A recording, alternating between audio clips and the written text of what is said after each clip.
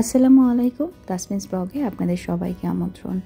আশা করছি আল্লাহর অশেষ রহমতে যে যেখানে আছেন ভালো আছেন, সুস্থ আছেন। আমিও আলহামদুলিল্লাহ ভালো আছি।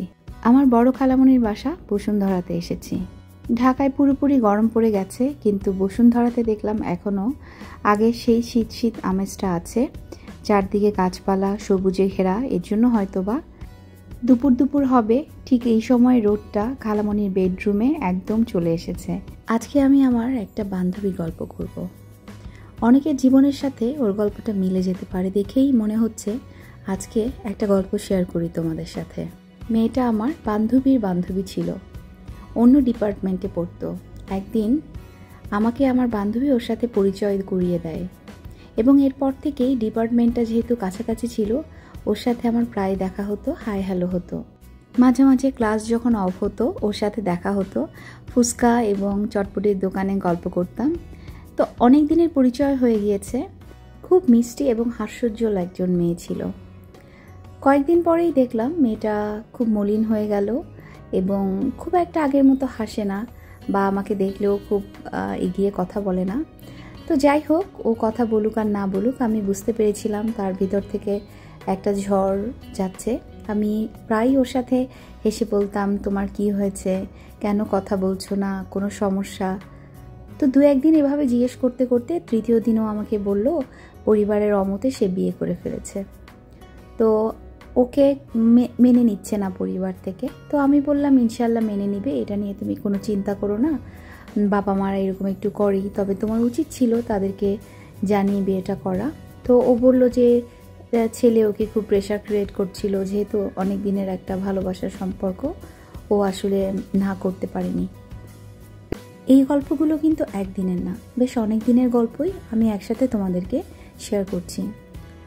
তো তারপরে একদিন আমি দেখলাম তারপর থেকে সে খুব মিষ্টি করে আবার হাসি দিল, আবার গল্প করছে, মানে আগের মতো তার জীবনযাপনটা শুরু হয়ে গেল। তো আমি ভাবলাম সে নিশ্চয়ই নতুন জীবনের সাথে সাথে সুন্দর কিছু মুহূর্ত কাটাচ্ছে। এর ভিতরে একদিন আমি ওকে দেখলাম ডিপার্টমেন্টের নিচে ক্লাস না করে ও বসেছিল। আমার ক্লাস অফ থাকাতে আমি ওর কাছে গিয়ে বসলাম এবং দেখলাম যে ও খুব মলিন হয়ে বসে আছে আর বারবারই আমার কাছ থেকে ওর হাতটা লুকাচ্ছিল। আমি টেনে নিয়ে দেখলাম ওর হাতের ভিতরে অনেকগুলো দাগ। আমার কাছে মনে হয়েছিল কেউ জোরে সোরে কিছু একটা দিয়ে আঘাত করার চেষ্টা করেছে, আর সেটা হয়তো প্রতিরোধেই এই ব্যথাটা পেয়েছে। আমাকে দেখে হাউমাউ করে কেঁদে উঠল। আমি মাথায় হাত রাখলাম, বুঝানোর চেষ্টা করলাম এবং আমি বললাম, তোমার এই সুন্দর ছোট্ট জীবন এত এলোমেলো করে ফেললে? তারপরে বললাম, ভুল যেহেতু করে ফেলেছো, ইনশাল্লাহ সামনে সব কিছু ঠিক হয়ে যাবে। ও কান্না করতে করতে বলল ও প্রেগন্যান্ট। শুনে আমার আরও একটু মনটা খারাপ হয়ে গেল। মনে হলো যে নিজের জীবন গুছাতে না গুছাতেই আর একটা মানুষ ওর জীবনে চলে আসছে। হয়তো হাজব্যান্ডের সাথে সম্পর্কটা ভালো না করতে পেরে ও আর একটা মানুষের দায়িত্ব নিয়ে ফেলছে। আমি বললাম ইনশাল্লাহ সব কিছু ঠিক হয়ে যাবে, ধৈর্য ধরো। তারপরে ওর অনেকগুলো বছর তো কেটে গেল, মেয়ে হলো ওর। আরেকদিন ওর সাথে দেখা হয়েছিল, তখন আমি বলেছিলাম কেমন আছো। সেই প্রশ্নের উত্তরে সে দুফোঁটা চোখের পানি ফেলে বলল, ঠিক আগের মতোই আছে। আমার বুঝতে বাকি রইল না যে সে এখনও খুব খারাপ অবস্থায় আছে। ডান হাতের বদলে বাঁ হাতটাও দেখলাম একদম নীল হয়ে আছে। আমি বললাম, বাচ্চা হওয়ার পরেও কি সে ঠিক হয়নি? সে আমাকে বলল, ও আর ঠিক হবে না, ও এডিক্টেড। একটা সুন্দর অপূর্ব মেয়ে দিন দিন কিভাবে মলিন হয়ে গেল আমি দেখে অবাক হয়ে গেলাম। আমি শুধু ওকে মাথায় হাত দিয়ে একটা কথাই বললাম, ঘুরে দাঁড়ানোর চেষ্টা করো, জীবনটা অনেক সুন্দর, সামনে অনেক সুন্দর কিছু অপেক্ষা করছে, এভাবে মার খেও না। আমি এখন আছি গাউসিয়ার দোতলায়। এখানে কিছু অর্নামেন্টস অর্ডার দিয়েছিলাম, সেটার জন্যই এসেছি। আর এসে জিনিসটা বুঝে নিচ্ছি, আর অন্য অন্য দোকানগুলো ঢু মেরে দেখলাম যে নতুন কিছু এসেছে কিনা। এটা আমি ভেবেছি ঈদের দিন পরবো, ঈদের দিনের জন্যই আসলে নেওয়া। আর খুব সুন্দর হয়েছে ডিজাইনটা, তোমরা দেখতে পারো।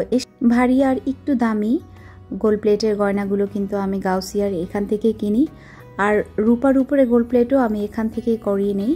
আর এই জিনিসগুলো বা ডিজাইনগুলো কিন্তু অনেক আনকমন হয়। আর তুমি নিজে ডিজাইন দিয়ে রূপার উপরেও অনেক কিছু করে নিতে পারো, তবে সেগুলো একটু এক্সপেন্সিভ হয় বিকজ রূপার দাম কিন্তু এখন অনেক বেশি। এখানে পার্লের কালারটা আমি একটু চেঞ্জ করে নিয়েছিলাম আর কিছু স্টোন। আচ্ছা, গল্পটা তাহলে শেষ করি। এর অনেক দিন পর ওর সাথে আমার এই গাউসিয়াতেই দেখা হয় এবং সাথে একজন লোক ছিল, ওই লোকের হাতে হাত রাখা ছিল ওর মেয়েটি। তো আমি ওকে বললাম কেমন আছিস, ও বলল আমি আলহামদুলিল্লাহ অনেক ভালো আছি, তোর কথা শুনেছি রে, এখন আর আমি আগের মতো মার খাই না। জীবনটা যে আসলে এত সুন্দর আগে বুঝিনি। আগে মনে হতো সমাজ কি বলবে, চারপাশের মানুষরা কি বলবে, আমার মেয়েটাকে অন্য কেউ গ্রহণ করবে তো। কিন্তু দেখলাম পৃথিবীতে অনেক ভালো মানুষ আছে রে, এখনও ভালো মানুষ আছে বলে পৃথিবীটা এত সুন্দর। আর আমার সাথে সাথে আমরা দুজন ফ্রেন্ড রিকোয়েস্ট দিয়ে ফেসবুকের ফ্রেন্ড হয়ে গেলাম। আলহামদুলিল্লাহ এখনও অনেক ভালো আছে, যদিও সে ফেসবুকে একদম অ্যাক্টিভ না, সে খুবই নামাজ রোজা করে এখন। আল্লাহ তাকে অনেক ভালো রেখেছে, আলহামদুলিল্লাহ, তার জন্য অনেক শুভকামনা। বাসায় এসে আবার দেখছিলাম যে আমার গয়নাটা কেমন হয়েছে। দেখো, শাড়ির সাথে কিন্তু এই গয়নাটা অনেক বেশি ভালো লাগবে বলে আমার মনে হচ্ছে। তোমরা কি বলো? অবশ্যই কিন্তু তোমরা কমেন্টস করে জানাবা যে আমি যে জিনিসগুলো কিনি তোমাদের সাথে শেয়ার করি, শাড়ি গয়না, এগুলো তোমাদের কেমন লাগে। কারণ এই সব কিছুর জন্যই কিন্তু ছোট ছোট করে তোমাদের সাথে ব্লগটা শেয়ার করি। আর এখানে যদি তোমরা একটু কমেন্টস করো তাহলে কিন্তু অনেক উৎসাহ পাই। তোমাদের ভাই আজকে বাইরে ইফতারি করেছে, তো ইফতারি নাকি তার মনের মতো হয়নি, তো বাসায় যা ছিল সেটা দিয়ে একটু খাবার বানিয়ে নিলাম। আর ডিটক্স ওয়াটার আছে সেটাও দিয়ে নিচ্ছি। এখানে একটু আমন্ত্রণ জানিয়ে নিই, যারা আজকে আমাকে প্রথম দেখছো, আমন্ত্রণ রইল আমার পরিবারটি ঘুরে আসার জন্য। আমার এই ছোট্ট পরিবার তাসমিনস ব্লগ আমি অনেক দিন থেকেই চালাচ্ছি, তোমাদের ভালোবাসায় এগিয়ে যাচ্ছি। এখানে তোমাদের কমেন্টস, তোমাদের ভালোবাসা আমাকে অনেক উৎসাহ দেয় সামনে এগিয়ে যাওয়ার। উৎসাহ খুব মারাত্মক একটা জিনিস। আমার মতো না পারা মেয়েটিও তোমাদের উৎসাহে এখন একটু একটু করে সুন্দর ব্লগ বানানোর চেষ্টা করছে। তাহলে বুঝো উৎসাহ কেমন মারাত্মক একটা জিনিস। তোমাদের কিন্তু মাঝে মাঝে অন্য বন্ধুদের উৎসাহ দিতে হবে, না পারা মানুষটিকে উৎসাহ দিতে হবে যাতে সে সত্যি অনেক ভালো কিছু পারে। এই যে দেখো, আমি যার গল্প বললাম সে কিন্তু খুব ভীতু একজন মানুষ ছিল, দিনরাত মার খেত কিন্তু কাউকে বলতে পারতো না। আমি তাকে শুধু সাহস দিতাম, আল্লাহর উপরে ভরসা রেখে সামনে এগিয়ে যাও। আল্লাহর উপরে ভরসা করেছে বলেই সে সত্যিকারের জীবনসঙ্গী খুঁজে পেয়েছে। আল্লাহ তাকে ভালো রাখুক, দোয়া করি। আর প্রতিটি পরিবার, প্রতিটি বন্ধু বান্ধব, আত্মীয় স্বজনের জন্য দোয়া করবে। আল্লাহ পছন্দ করে তুমি যখন অন্যর জন্য দোয়া করো। আর তোমাদের মূল্যবান আদেশ, উপদেশ সব কিছুই কিন্তু আমি খুব নেতিবাচকভাবেই নেই। কারণ আমার মনে হয় আমার ভিডিওটি যারা দেখছো তারা আমার খুঁটিনাটি বিষয়গুলো যখন আমাকে তুলে ধরো, আমার প্রতিটি ভিডিওতেই নতুন কিছু করার উৎসাহ পাই। মনে হয় আজকের পরে আরও একটু সুন্দর কিছু করতে হবে। কারণ অচেনা অচেনা না দেখা এই মেয়েটিকে এই ভালোবাসা দিয়ে তোমরাই এত দূর এগিয়ে নিয়ে এসেছো। আজকের ভিডিওটা এখানেই শেষ করতে চাচ্ছি। নতুন ভিডিও নিয়ে খুব তাড়াতাড়ি দেখা হবে। সে পর্যন্তই তোমরা সবাই ভালো থেকো। আর একটা কথা বলতে তো ভুলেই গেছি, যারা এখন পর্যন্ত আমার চ্যানেলটা সাবস্ক্রাইব করো নাই তারা এখনই আমার চ্যানেলটা সাবস্ক্রাইব করে পাশে থাকা বেল বাটনটি অন করে দিতে পারো। তাহলে নতুন ভিডিওটি সবার আগে তোমার কাছে পৌঁছে যাবে। লাভ দুজনেরই, তুমি নতুন ভিডিও দেখবে আর আমি নতুন একজন সাবস্ক্রাইবার পেয়ে যাব। আজকে এখানেই শেষ করছি, ইনশাল্লাহ দেখা হবে। আল্লাহ হাফেজ।